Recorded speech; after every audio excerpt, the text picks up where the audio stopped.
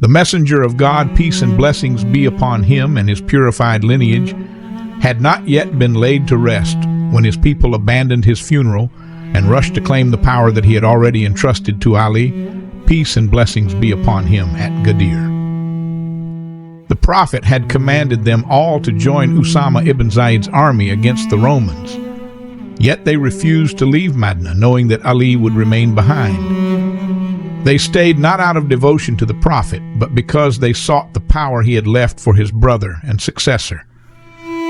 And so the tragedy began. The Lady of Light, Fatima, peace and blessings be upon her, stood between them and their false claim, defending the divine right of Ali. Fadak, the garden gifted to her by her father, was snatched away. She stood in the court of the oppressors, reciting the verses of the Quran, yet their hearts had already hardened. When words failed them, they turned to fire and steel. They set fire to the house of revelation. They crushed her between the door and the wall. They struck her ribs with the force of tyranny and injustice. And in that moment, Mohsin, the unborn son of Ali and Fatima, embraced martyrdom before even taking his first breath. Fatima, the mother of her father, the first guardian of divine authority, passed away from the wounds they inflicted.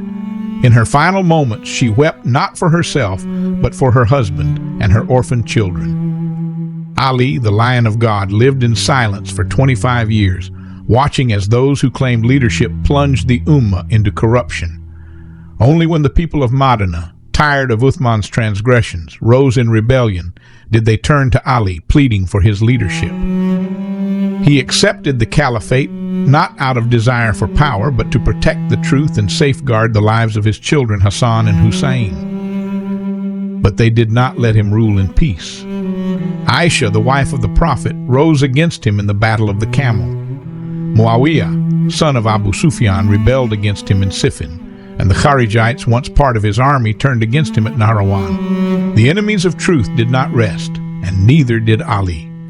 Then came the night of the 19th of Ramadan, the night when the heavens wept and the earth trembled.